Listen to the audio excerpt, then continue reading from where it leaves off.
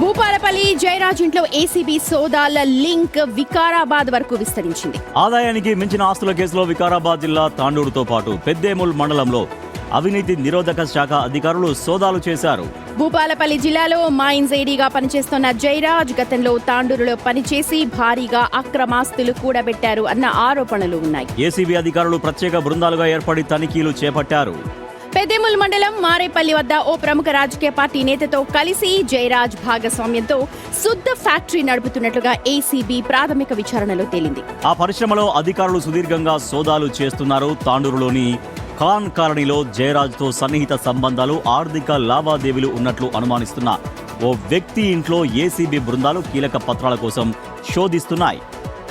ఉదయం నుంచి కూడా ఈ తనిఖీలు కొనసాగుతూ ఉన్నాయి. ఇప్పుడు తాండూరు నుంచి వికారాబాద్ కు ఈ లింక్స్ అన్ని కూడా కదిలాయి. మరి జయరాజ్ మైన్స్ ఏడీగా పనిచేశారు. సో అక్రమాస్తులు ఎక్కడెక్కడ కూడబెట్టారు, ఎన్ని అక్రమాస్తులు సంపాదించారనే దానిపైన రైడ్స్ కొనసాగుతున్నాయి.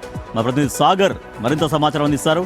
సాగర్, ఏసీబీ దాడుల్లో ఎక్కడెక్కడ అక్రమాస్తులు ఉన్నట్టుగా గుర్తిస్తున్నారు?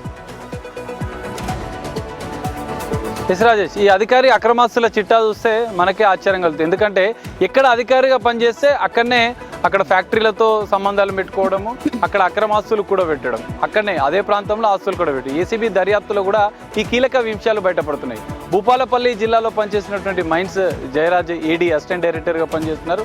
దాంతోపాటుగా అక్కడ భూపాలపల్లిలో సోదాలు జరుగుతున్నాయి. మొత్తం 12 బృందాలుగా సోదాలు జరుగుతున్నాయి. భూపాలపల్లి, సూర్యాపేట, ఉప్పల్లో కూడా ఆస్తులు గుర్తించారు ఏసీబీ అధికారులు.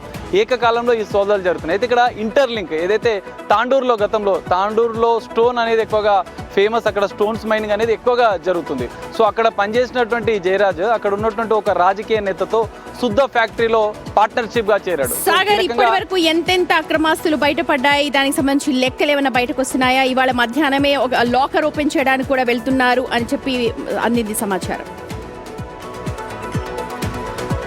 సుమతి, ఇప్పటికే కొంత గోల్డ్, సిల్వర్తో పాటుగా కొన్ని ల్యాండ్ డాక్యుమెంట్స్, జనగాంలో 5 ఎకరాల ల్యాండ్, సూర్యాపేటలో కొన్ని ఆస్తులు, భూపాలపల్లితో పాటు ఉప్పల్లో G+2 ఫ్లోర్ బిల్డింగ్ని గుర్తించారు. తాండూరులో కీలకంగా శుద్ధ ఫ్యాక్టరీకి సంబంధించినటువంటి ఆధారాలను కూడా, డాక్యుమెంట్స్ కూడా ఏసీబీ అధికారులు గుర్తించారు. సో 100 కోట్లు ఇప్పటికే అక్రమ ఆస్తుల ఏసీబీ సోదాల్లో బయటపడుతున్న నేపథ్యంలో మరి జయరాజ్ సోదాల్లో 4 జిల్లాల్లో ఆస్తులు గుర్తించినటువంటి ఏసీబీ అధికారులు పూర్తిగా ఈరోజు సాయంత్రం వరకు ఒక ప్రకటన విడుదల చేసే అవకాశాలు కనిపిస్తున్నాయి. మరి ఎన్ని కోట్ల అక్రమాస్తులు బయటపడతాయనే చూడాలి.